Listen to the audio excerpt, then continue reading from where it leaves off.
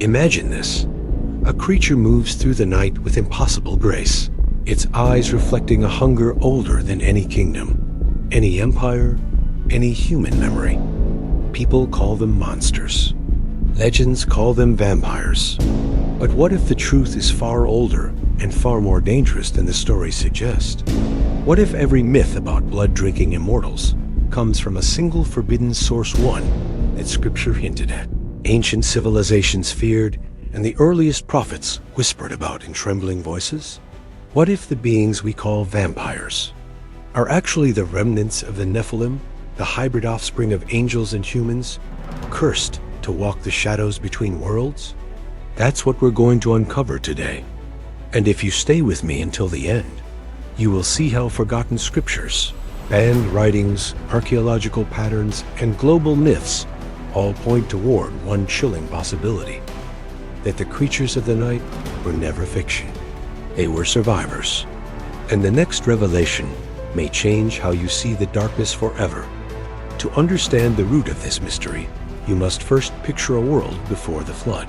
A world where the boundary between heaven and earth was thin, where beings of immense power descended upon the mountains and took human women, producing children of terrifying strength and unnatural beauty.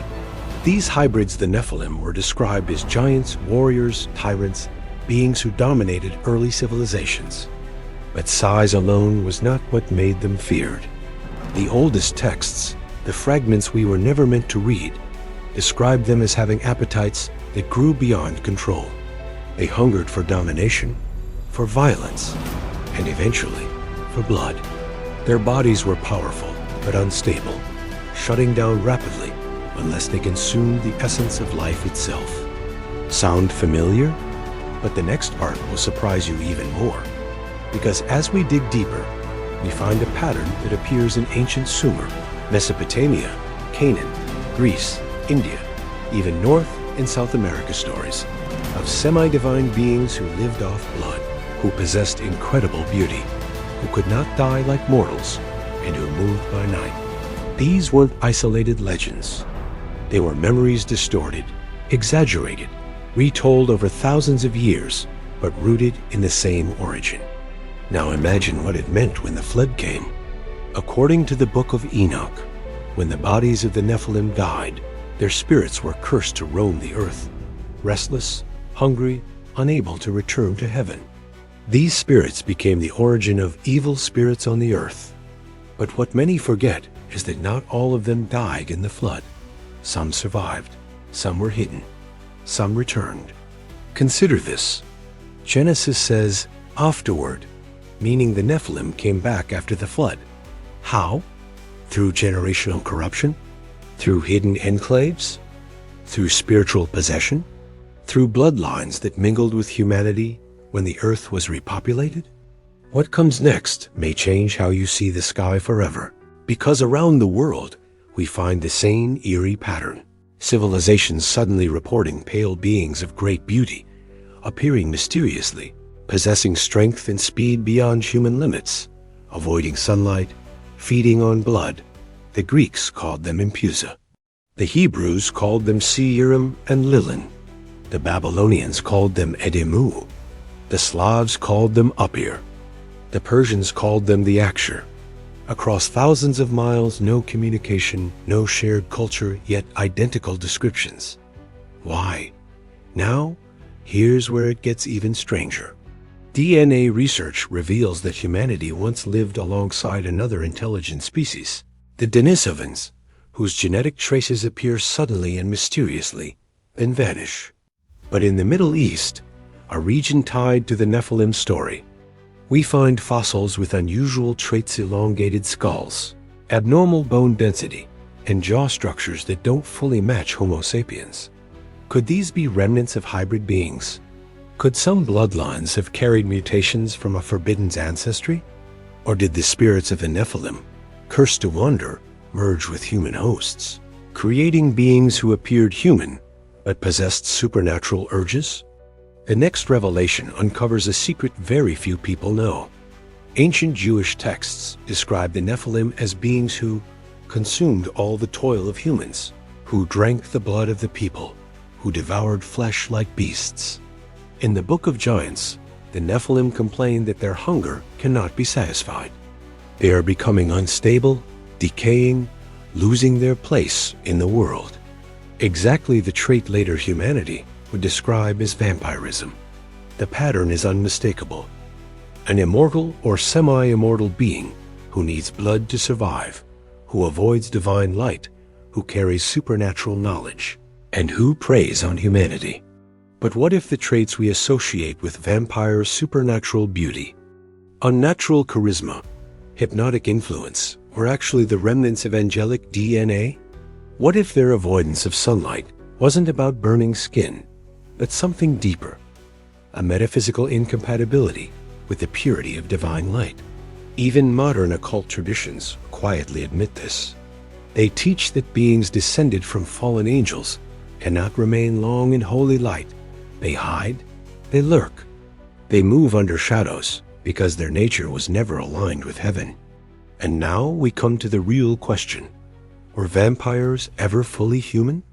Or were they the final stage of Nephilim degeneration, a corrupted hybrid form that survived the collapse of the ancient world? The more we look, the more the legends align. Take the ability to charm or hypnotize victims. Ancient rabbis wrote that the children of the Watchers inherited the power of persuasion, and the glamour of angels, the ability to influence minds through appearance and presence. Take their pale skin. The Book of Enoch describes the Nephilim as unnaturally radiant, their bodies reflecting light in a way unfit for the natural world. After their fall, their descendants lost the radiance but retained their unnatural complexion, becoming pale, cold, drained. Take their immortality. The Nephilim were never meant to die like humans. Their spirits, once freed, roamed endlessly.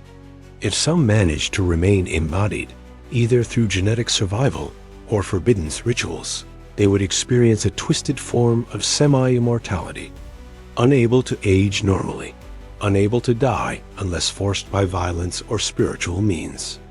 And yes, this matches nearly every vampire myth in existence. But let's go deeper into the symbolism of blood. Science tells us blood carries life, oxygen, identity, bioelectric signals. The Bible tells us that the life is in the blood.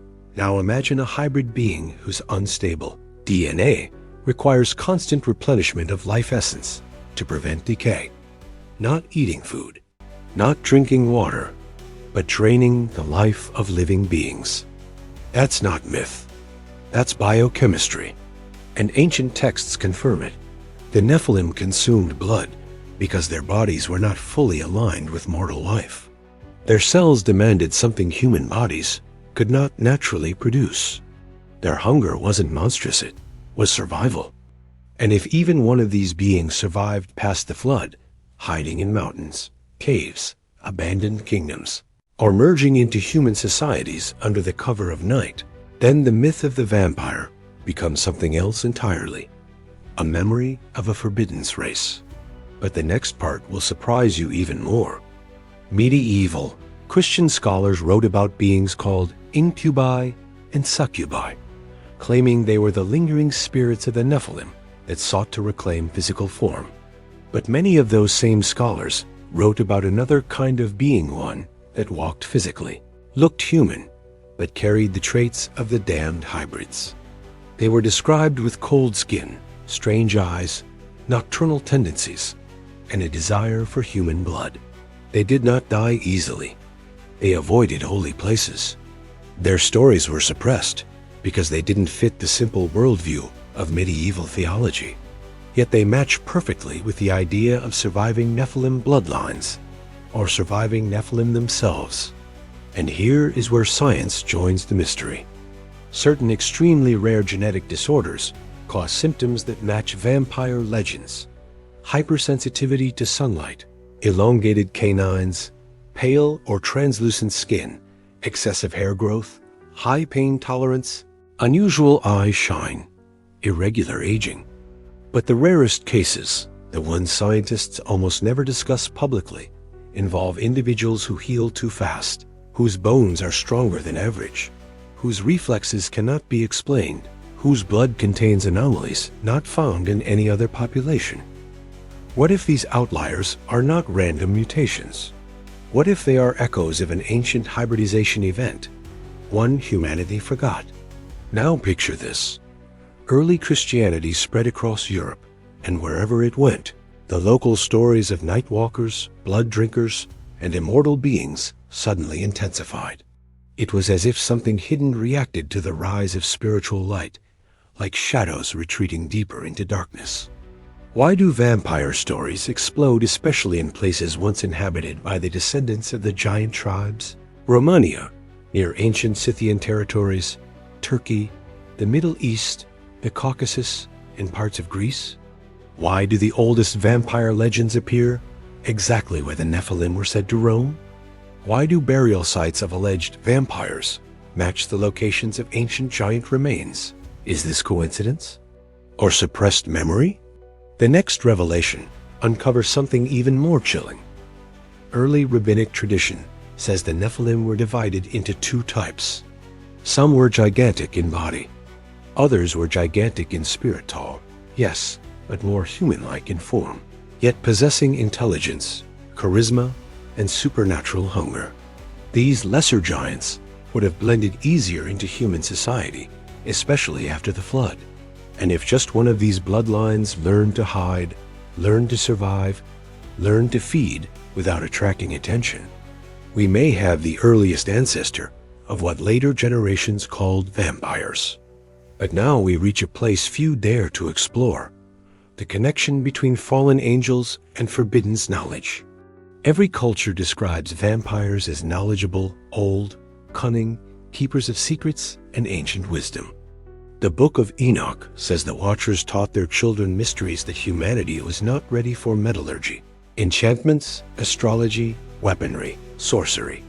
The Nephilim inherited secrets that kings longed for, but could never possess.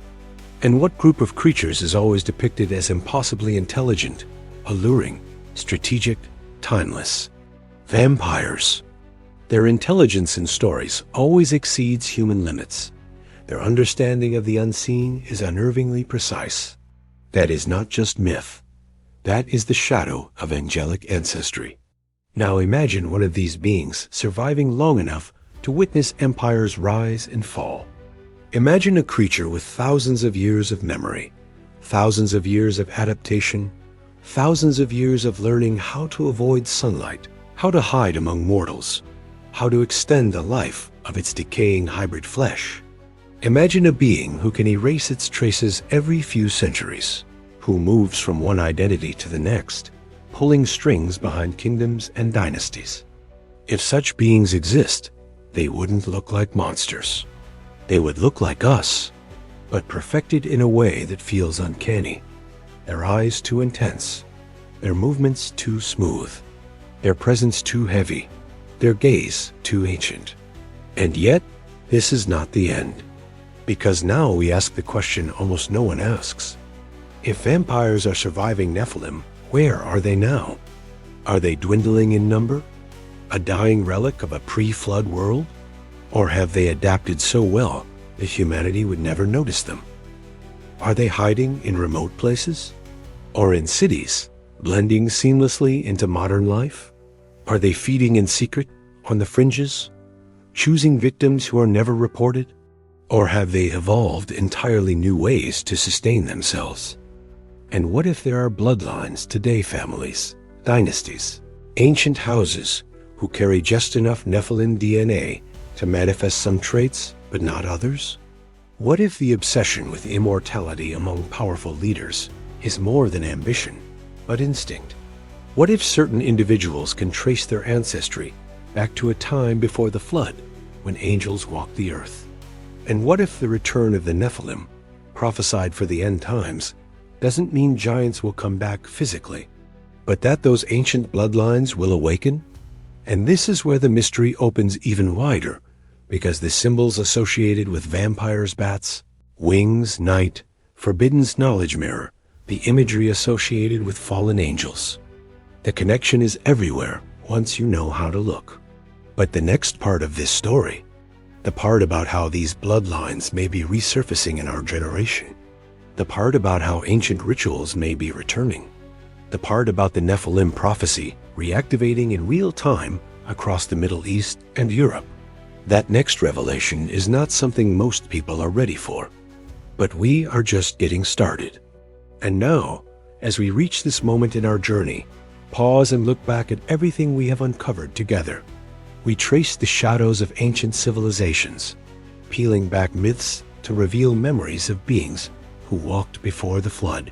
We explored the forbidden bloodlines, the remnants of the Nephilim who survived judgment and slipped into legend as the creatures humanity feared to name.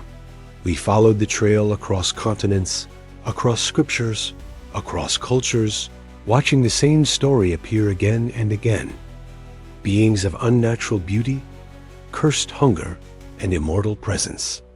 We uncovered the scientific echoes, the genetic anomalies, the symbolic threads woven into every tradition.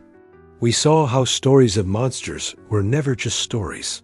They were warnings, fragments of a truth too unsettling for the world to face. And through it all, one message grew clearer. Light exposes darkness. Truth breaks illusion. And God's story has always been larger and deeper than the world imagined. But now, after witnessing these revelations, I want to speak directly to your heart. Because knowledge means nothing unless it draws us closer to God. If anything in this journey stirred your spirit, if you felt a spark, a question, a conviction, don't let it fade. Write your confession in the comments. Share a short prayer. Testify about what God has done in your life. Your words may be the very thing someone else needs to see today. Your testimony might lift a soul out of darkness. Your prayer might be the bridge that brings a stranger back to faith. And I want to ask you, with love, with sincerity, and with holy urgency, share this video with at least 10 people. Not as entertainment, not as curiosity, but as a message, God's message, reaching into the lives of those who might never hear these truths otherwise. When you share this, you are not spreading content. You are spreading light. You are becoming a messenger, carrying God's teaching into homes, into hearts, into places where His voice has grown faint. Every share is a seed planted. Every share is a blessing extended. Every share is an act of obedience that heaven sees and honors. So before you go, take a moment, breathe, reflect, and then step forward boldly. Write your prayer. Share your testimony. Declare in the comments what God is doing in your life. And send this message into the world like a torch passed from one soul to another. Because when this video reaches more people, it isn't my voice being heard. It is God's truth moving through His people, awakening hearts, stirring spirits, and transforming lives. Thank you for watching. Thank you for standing with this mission. And thank you for being part of something far bigger than any of us can see. The journey isn't over. It's only beginning.